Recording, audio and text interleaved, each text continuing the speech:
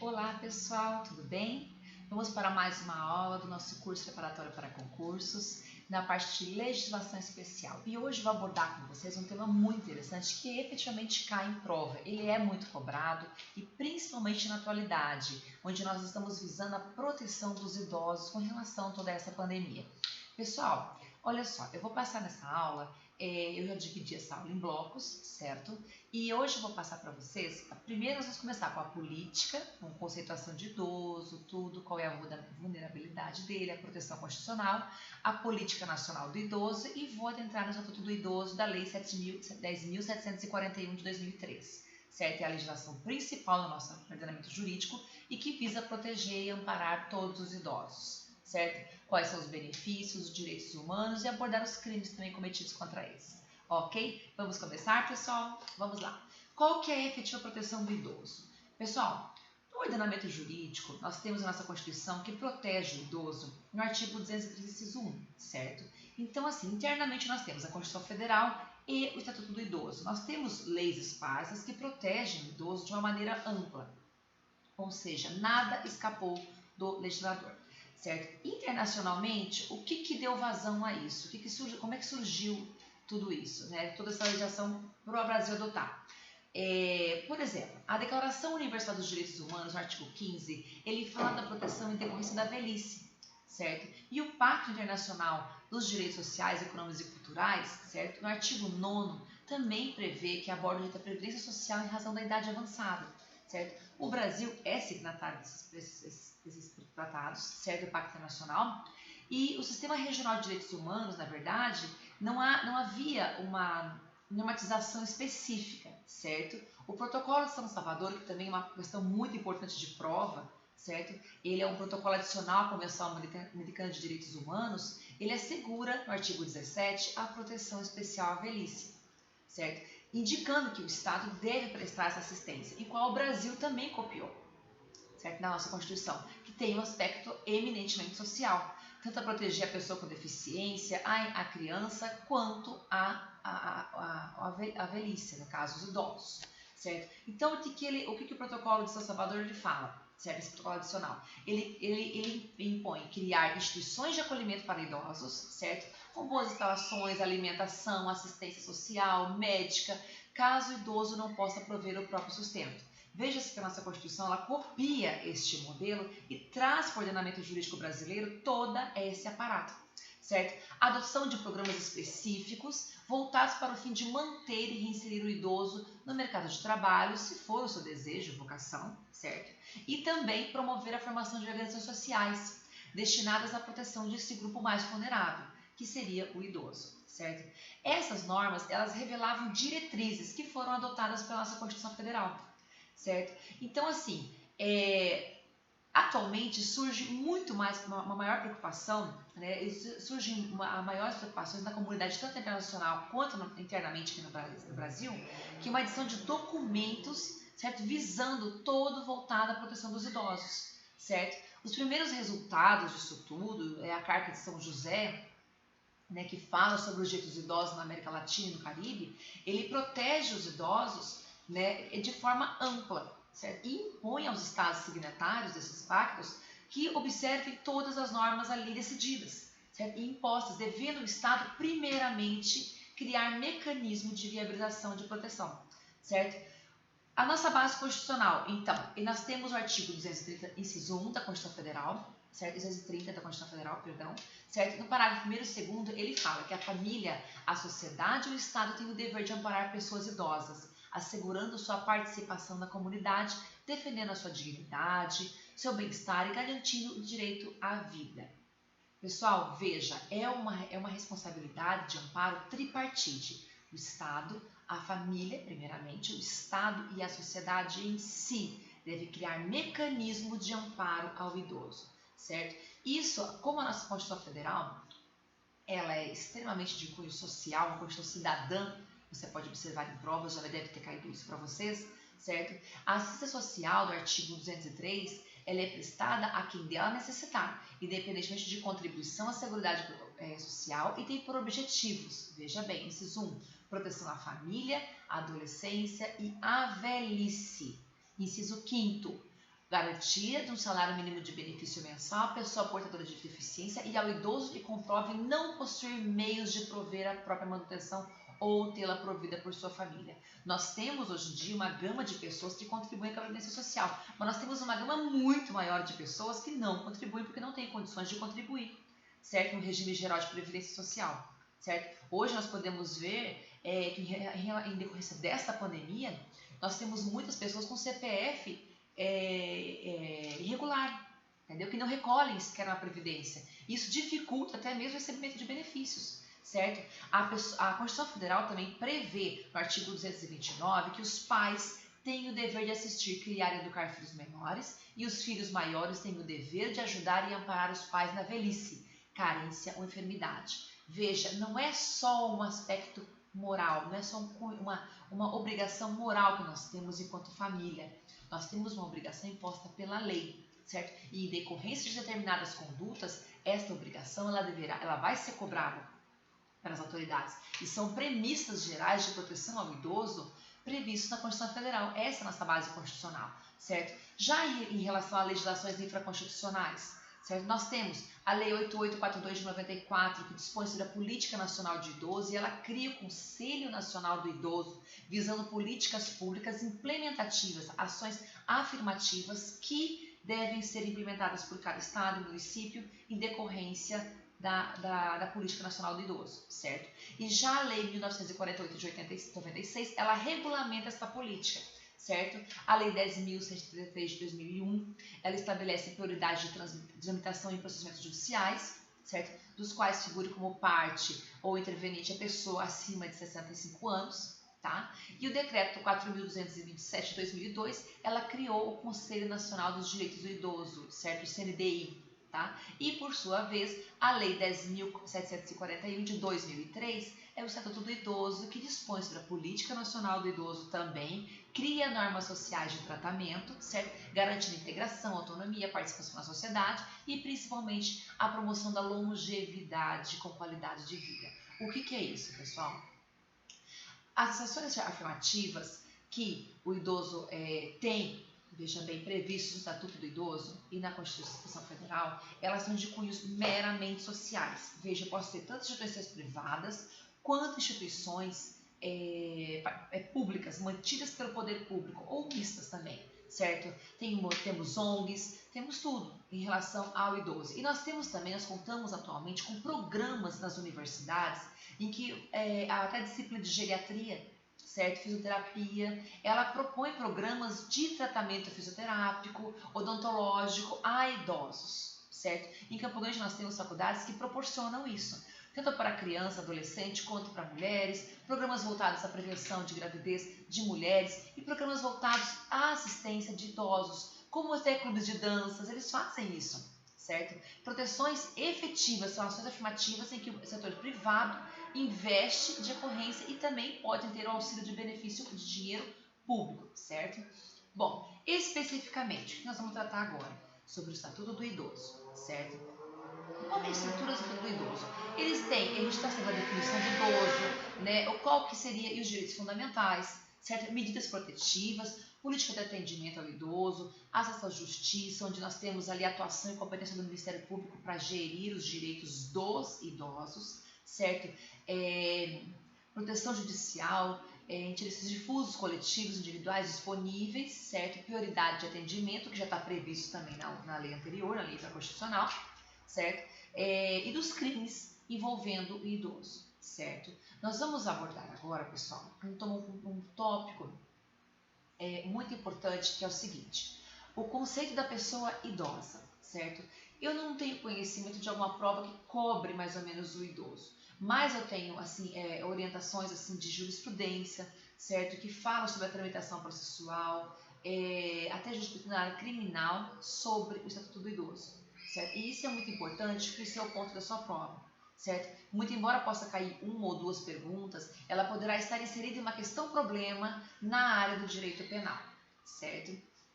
Vamos lá. Quem é o idoso, certo? O idoso, segundo o Estatuto do Idoso, certo? Lei 10.741 de 2003, o idoso é a pessoa que tem acima de 60 anos ou mais, ou seja, 60 anos, fez 60 anos, amanhã eu já sou considerado idoso. Isso é para tramitação processual, isso é para fila de banco, isso é tudo, pessoal, certo? Então, assim, o idoso na condição de humano tem todos os direitos assegurados, especialmente direitos e garantias fundamentais previstos na Constituição Federal, certo? O Estatuto, ele constitui um patamar civilizatório.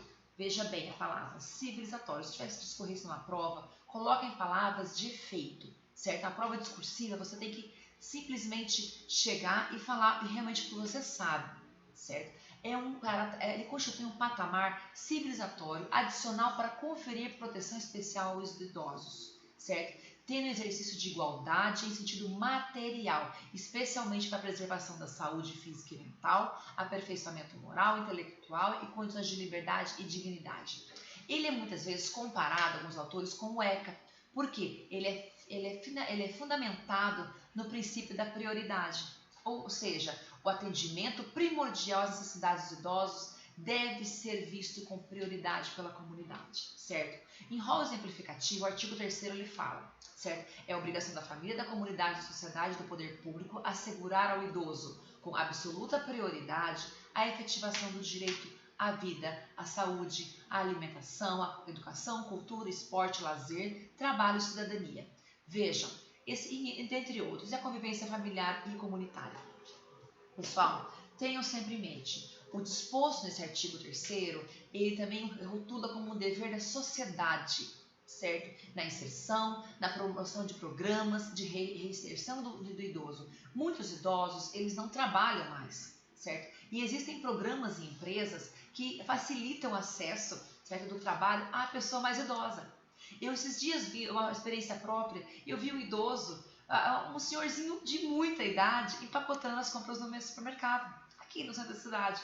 E eu achei muito bacana porque muitas vezes eles são esquecidos e não se dá a oportunidade pela mão de obra já um pouco mais envelhecida. E não é essa o cunho social da nossa Constituição. O que se pretende? Se pretende reinseri-lo no mercado de trabalho, se for essa a vontade dele. E muitos idosos querem. Eu vejo pela minha mãe que ela quer muito fazer alguma coisa, entendeu? Então, o cunho social disso tudo, certo? Tem uma abrangência, o cunho social da Constituição e do Estatuto tem uma abrangência de um caráter eminentemente social, ou seja, a abrangência da tutela serve para atendimento preferencial imediato, individualizado para órgãos públicos, certo? A preferência de formulação e execução de políticas sociais públicas específicas voltadas para o idoso, para gerir toda aquela política nacional do idoso, certo? Viabilização de formas alternativas de participação, ocupação e convívio do idoso com as demais gerações. Veja-se, o fato daquele senhorzinho estar no supermercado empacotando as minhas compras fez ele se reinserir no mercado de trabalho, se reinserir na sociedade.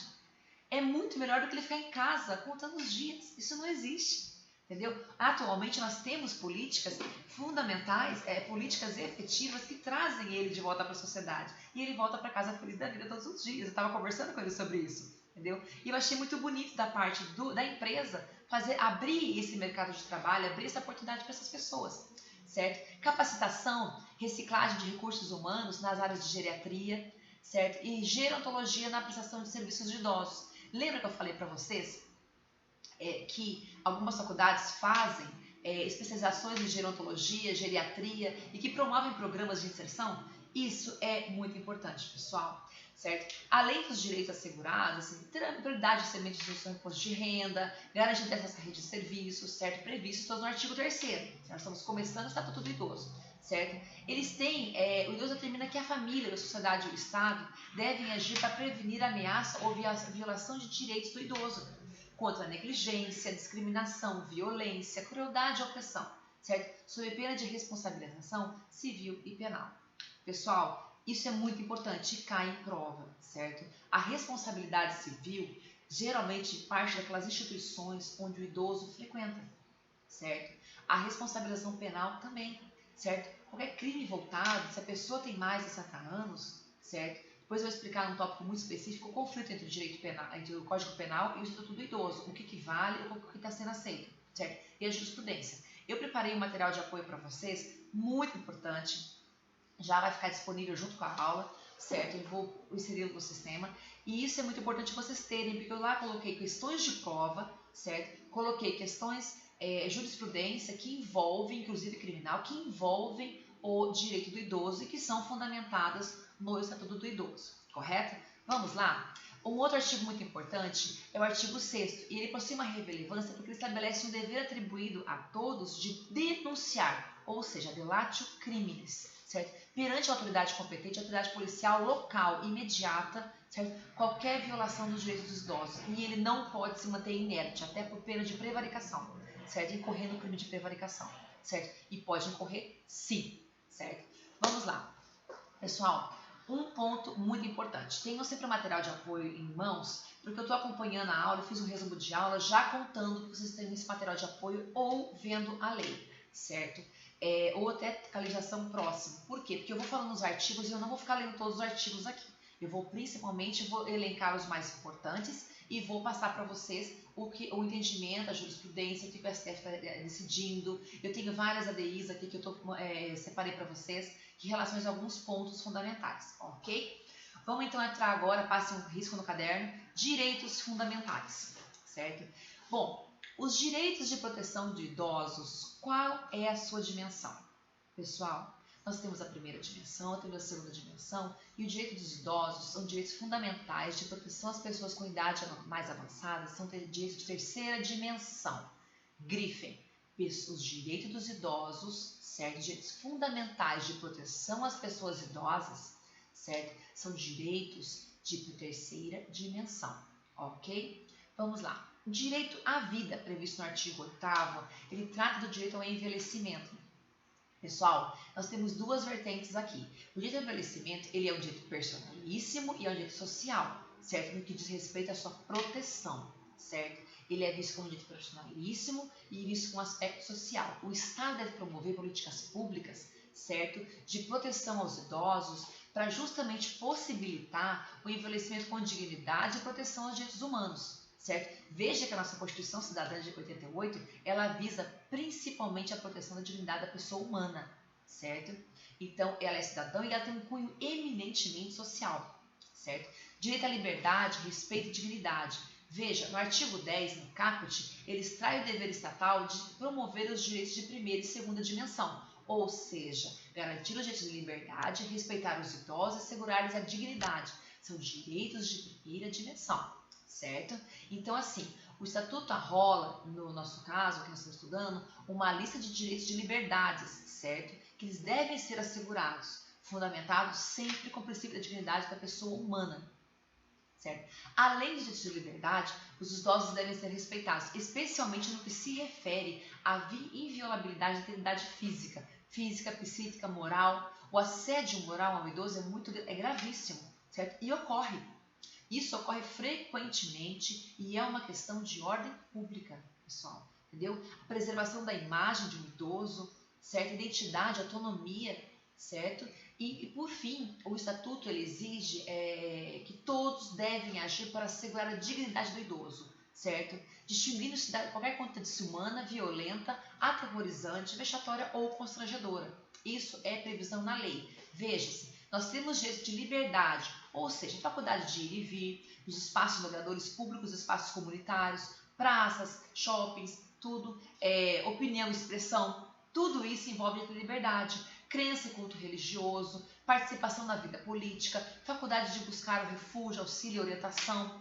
Nós temos hoje, no âmbito municipal, uma legislação, um decreto que prevê a criação de CAPs, Centro de Atendimento Psicossocial. Certo? Então, os CAPs têm um subsetor que é voltado principalmente ao atendimento psicológico do idoso. Isso é muito importante. Independente do que você quer prestar de concurso, defensoria pública, Ministério Público, analista técnico, magistratura, vejam, vocês têm que sempre estudar a lei local para saber o que tem ali dentro de proteção.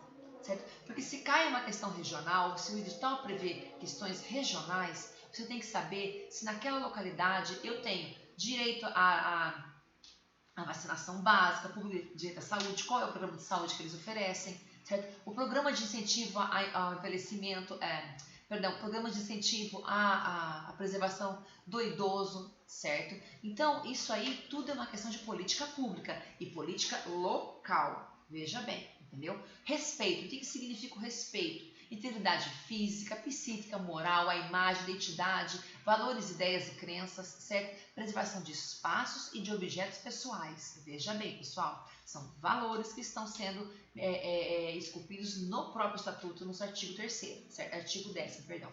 Entendeu? E valor, dignidade da pessoa humana, repúdio a tratamento desumano, a tratamento constrangedor, tudo isso reflete na postura que você vai adotar de política nacional de proteção ao idoso, certo? Com relação à dita saúde, a regra da Constituição Federal ela é muito clara. O artigo 196 ele fala: a saúde é um direito de todos e dever do Estado, garantindo mediante políticas sociais e econômicas que visem a redução do risco de doença e outros agravos, entendeu? E acesso universal e igualitário às ações de serviço à promoção, proteção e recuperação. É assegurada atenção integral ao idoso por intermédio do SUS. O SUS tem programas voltados especialmente à saúde do idoso, garantindo o acesso universal e igualitário, sem custo algum, certo? E se esses programas falharem, nós temos os meios judiciais para cobrar isso do Estado, certo? Então vamos lá. Prevenção e manutenção à saúde, ele tem cadastramento de população idosa em base territorial, ele tem atendimento geriátrico e gerontológico em ambulatórios, previstos em hospitais. Nós temos atendimentos domiciliares, nós vamos ver um pouquinho mais para frente que atendimento domiciliar, ele vale para órgãos públicos. Veja bem, pessoal, quando é de interesse do idoso, certo? E quando é de interesse da repartição pública. E o idoso enfermo, ele não está obrigado a comparecer àquele órgão público. Por exemplo, a comprovação de vida, certo? Então, quando você vai fazer a comprovação de vida e o idoso está enfermo, é interesse do Estado querer que você faça esta comprovação de vida, certo? E também tem um cunho de interesse do idoso, porém, ele pode ser representado ou ele pode ter o benefício de ter o seu atendimento em casa, desde que requerido, certo? Mas esse é um pouquinho mais para lá para frente, que eu vou explicar para vocês. Eles têm direito, na prevenção e manutenção da saúde, também à reabilitação orientada pela geriatria para a redução de sequelas. O que nós vemos hoje é um número muito grande de pessoas idosas que estão tendo AVCs, certo? Esse é um exemplo clássico, um exemplo básico, certo? Então, essas pessoas, elas têm direito ao atendimento, fornecimento gratuito de medicamentos, órteses, próteses, atendimento domiciliar, acompanhamento psicológico, acompanhamento psiquiátrico, acompanhamento médico, também na residência, de acordo com o programa local daquela cidade, ok? Mas isso está previsto no Estatuto como uma forma geral, certo? Veja, o artigo 15, parágrafo 5º, traz uma importante regra. Veja bem, como eu falei anteriormente, veda-se a exigência de comparecimento do idoso enfermo perante órgãos públicos para postular serviços públicos que lhes são assegurados. Veja, quando o atendimento for de interesse do poder público, ele deve ser empreendido esforços para o atendimento chegue até a residência do idoso fragilizado, entendeu? E se ele tiver um procurador constituído, certo? E também, se ele for de interesse do idoso, o órgão público, ele pode ser, o idoso pode se fazer representar e o órgão público não pode obrigá-lo a comparecer, certo? O idoso já é uma parte vulnerável, é uma parte frágil, certo? Essa regulamentação ela foi instituída pela Lei 12.896 de 2013, certo? E ela é muito importante porque ela é posterior ao Estatuto e ela regulamenta o artigo 15, parágrafo 5º, que prevê esse não comparecimento de acordo com a vulnerabilidade, a fragilidade do idoso, ele podendo se fazer representando por um procurador, entendeu? Legalmente constituído. Veja bem, não é só uma pessoa que eu vou indicar e vá lá. Não, eu tenho que assinar, eu tenho que reconhecer. Se ele já for tutelado, se ele já for um culatelado, entendeu? Depende da sua capacidade, ele vai sim, tem que ser feito um documento formal em cartório, com firma reconhecida, e que ele institui com bastante procurador aquela pessoa, certo? Então, assim, anotem aí, se o atendimento for de interesse público, certo? O Estado promove o atendimento domiciliar, certo? No caso do idoso enfermo, tá? Não são todos idosos. E se o atendimento for de interesse do idoso, o Estado aceita, o órgão público aceita a constituição de um procurador para representar, certo?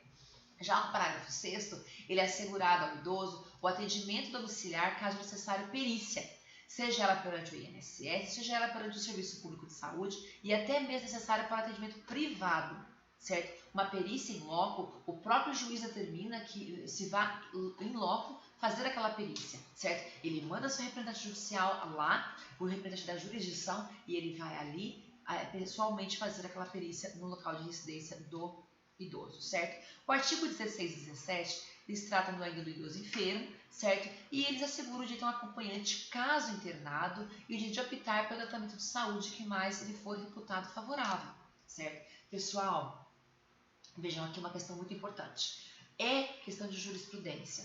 Quando o idoso estiver sem condições de optar pelo tratamento, ele deve ser comprovadamente que esse idoso não tem condições, certo? A perícia tem que avaliar, certo? E isso é uma perícia até mesmo no âmbito cautelar, embora o novo Código de Processo Civil, ele dê umas restrições, certo, a esses tipos de perícias. Mas, se ele opta pelo tratamento mais favorável, certo? E se ele não tiver condições de optar, certo? O Estatuto prevê que quem será o responsável pela opção de acordo com algumas circunstâncias. E ele elenca pessoas responsáveis para isso, certo? O curador, quando o idoso for interditado, os familiares, quando o idoso não tiver curador, certo? Ou não puder ser contactado em tempo hábil, certo? É uma emergência, é uma situação de risco de morte, então nós temos que ter o curador que vai levar até o hospital, a pessoa responsável, certo? O idoso que não tem condições de optar ao fazer essa opção, ele tem que ser passado pela família. Em âmbito judicial, o juiz vai até a casa a jurisdição vai até a casa do jurisdicionado para fazer aquela perícia. Numa situação de emergência é bem diferente. Passa para o curador, passa para a família e o médico, quando ocorrer iminente risco de vida e não houver tempo hábil para a consulta de curador ou familiar, e quando não houver curador conhecido ou familiar conhecido, que muitas vezes ocorre, geralmente em casas de abrigo de pessoas idosas, de acolhimento, entendeu? Ele deve comunicar ao Ministério Público e até mesmo entrar com uma ação judicial quanto a isso. Veja, nós temos casos muito emblemáticos, já foi dada em jurisprudência, questão de prova, sobre aqueles casos de testemunhas de Jeová, onde eles não permitem a transfusão de sangue. Isso pode ocorrer com a pessoa idosa, entendeu? Que é protegida pelo Estatuto, certo? Isso aí é uma questão de prova, tá? Uma questão muito importante é a obrigatoriedade da comunicação de diversos órgãos públicos institucionais em caso de violação dos direitos dos idosos. Nós temos casos, relatos de abusos contra pessoas idosas, de agressões, certo? Por parte mesmo de próprias pessoas, das pessoas que trabalham na área da saúde, certo? Muitas vezes os idosos comparecem às unidades públicas e privadas de saúde e durante o seu atendimento percebe-se que o idoso está sendo exposto à violação de seus direitos, certo? Como agressão, até mesmo pelos familiares. Isso é muito comum. Nós vemos vídeos incríveis na internet quanto a isso, entendeu? É inacreditável os maus tratos que são proferidos pelos idosos, certo? Então, o artigo 19, ele fixa que o dever das instituições públicas e privadas de comunicar obrigatoriamente a violência contra o idoso, certo? Ao Ministério Público, ao Conselho Municipal do Idoso, que nós temos aqui no âmbito de Campo Grande, certo? Tem que verificar até isso na questão de uma questão de prova, quando você presta a prova em outra cidade, outra região, certo? Ao Conselho Estadual do Idoso e o Conselho Nacional do Idoso. Isso aí é gradativo, e principalmente a autoridade policial. Que a autoridade policial, ela tem o dever de comunicação também de outros órgãos, certo? O parágrafo 1º, no artigo 19, ele fala que a ação ou omissão praticada em local público, certo? Ou privado, que lhe cause morte, dano ou sofrimento físico ou psicológico, ele deve ser obrigatoriamente comunicado à autoridade policial, ao Ministério Público. Isso já, a própria autoridade policial já oficia ao Ministério Público para tomar as medidas e providências cabíveis, até quanto àquela instituição, a pessoa que foi identificada, o agente daquela ação criminosa, daqueles maus tratos. Ok, pessoal? Vamos lá. Uma outra questão importante de direito fundamental é direito à habitação, certo? O que acontece? O idoso, geralmente nas periferias, nas famílias mais humildes, ele tem a obrigatoriedade de estar no seio da família, mas isso às vezes não ocorre, certo? O idoso ele é colocado em casas provenientes de verbas públicas, certo? Casas mantidas pelo poder público e por lá são esquecidos, certo? O artigo 38 ele traz uma regra específica e importante. Deve ser assegurado ao idoso prioridade na aquisição de imóvel para a moradia própria, certo? Com relação à habitação, o seio da família é primordialmente a questão mais importante, certo? Existem casas-lares, existem proteções no artigo 37 também, que confere assistência integral de habitação no sistema das casas-lares, certo? Mas isso não exclui o direito dele ter a sua própria residência, certo? Previsto no artigo 38. Ou seja, nos programas habitacionais, tem o PAR, tem o Minha Casa Minha Vida, outros programas que devem ter por aí, tanto estadual quanto nacional, são reservados 3% ao menos das unidades habitacionais oferecidas naquele programa, certo? Para atendimento de pessoas idosas, assim como os deficientes, certo? As pessoas com deficiência, certo? Deve ser implantado naquela residência equipamentos urbanos comunitários voltados ao idoso, para aquele próprio programa daquela própria comunidade, certo? Eliminação de barreiras arquitetônicas e urbanísticas, assim como os deficientes, para garantir a acessibilidade ao idoso, vista a sua dificuldade de locomoção, e muitas vezes é uma realidade, certo? Critérios de financiamentos compatíveis com rendimento e aposentadoria de pensão, certo? Isso, na questão de habitação, está previsto no Estatuto, certo? E agora, a assistência social. Veja bem, a Seguridade Social ela compreende um conjunto integrado de iniciativas dos poderes públicos da sociedade a fim de assegurar direitos relativos à saúde.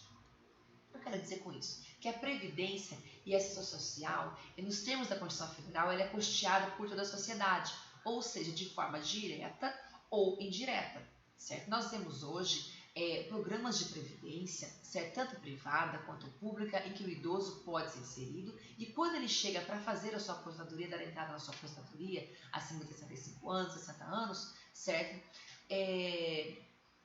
Aqueles idosos podem ter o benefício lá no INSS de pagar um retroativo das parcelas que ele deixou de pagar. Muitas vezes eles não têm condições sequer de subsistência. Então, assim, o artigo 34 do Estatuto, ele estabelece que aos idosos, a partir de 65 anos, que não possuem meios de prover a sua subsistência, nem de tê-la provida pela família, naquelas questões das famílias são muito carentes, muito humildes, é assegurado o benefício do LOAS, certo? De um salário mínimo, segundo a lei orgânica da assistência social, ou seja, o benefício de prestação continuada, certo?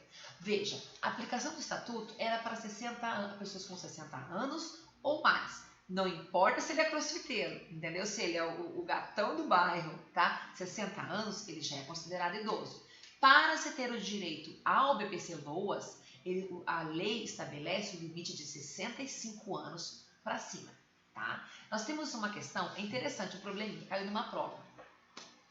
Eu tenho um casal de idosos, um tem 75 anos, outro tem 70, certo? Então, assim, a esposa foi lá e pediu o benefício, certo? E aí, o esposo também foi posteriormente pedir esse benefício, dizendo que não tinha as condições de ser providos pela família. Então, o que aconteceu? O INSS negou, certo, esse benefício, dizendo que, como a esposa já recebia, ele não poderia receber, de hipótese alguma. Isso é errado. Ou seja, mesmo o artigo 34, parágrafo único do Estatuto do Idoso, fala bem claro que o benefício já concedido a qualquer membro da família, nos termos do caput, certo, do artigo 34, não será computado, veja bem, para os fins de cálculo da renda familiar per capita a que se refere o LOAS, certo? Ou seja, o esposo tem direito e esse direito, a esposa recebeu o benefício do salário mínimo, ela não é computada para fins de renda familiar, certo? A renda pequena, entendeu? E não era suficiente para o sustento de ambos. Ou seja, ele também tem o direito, o esposo também tem o direito, porque ele não é computado para fins de cálculo familiar de renda per capita, certo? Ou seja, não é computado e ambos podem receber no mesmo núcleo familiar, ok? Então, ou seja, o benefício já concedido a qualquer membro da família não será computado para os fins de cálculo da renda familiar per capita a que se refere o BPC LOAS, ok? Então, ambos têm o devido direito a esse benefício, ok? Vamos lá agora para um ponto muito importante, que é o transporte. Com relação ao transporte, o artigo 230 da Constituição Federal, ele fala o seguinte, que deve ser dado o benefício de transporte público e coletivo às pessoas acima de 65 anos, certo? É um benefício tarifário concedido aos maiores de 65 anos que utilizam transportes públicos urbanos coletivos, certo? Os ônibus que circulam pela cidade, certo?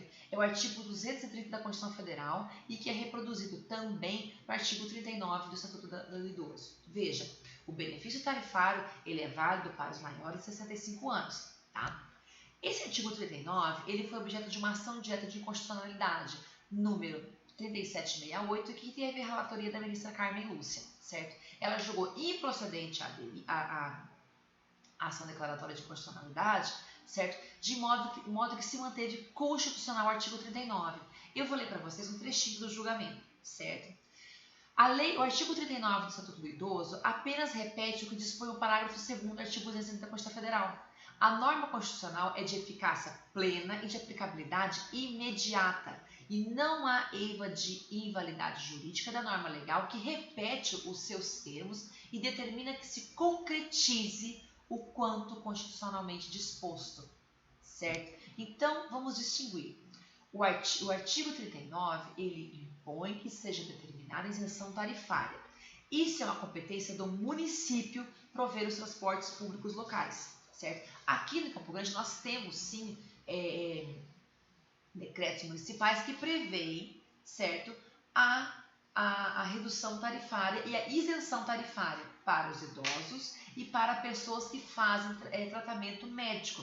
Ou seja, eles têm o direito de ter o benefício, certo? Principalmente por ser idoso e talvez, em muitos casos, por ser doente, certo? A pessoa que apresenta uma patologia e que está inserido no rol daquele decreto municipal para ter o benefício do transporte público coletivo estadual, entendeu? Tanto urbano quanto estadual, dentro do perímetro da cidade quanto entre os municípios. Então, assim, no transporte coletivo urbano, eles têm reservados 10% dos assentos, ou seja, os devidamente identificados.